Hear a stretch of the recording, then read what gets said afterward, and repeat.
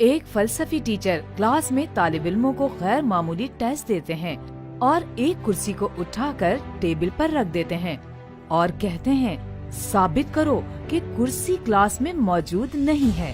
سب طالب علم حیران ہوئے اور لمبی لمبی وضاحتیں کاغذ پر لکھنا شروع کر دیں۔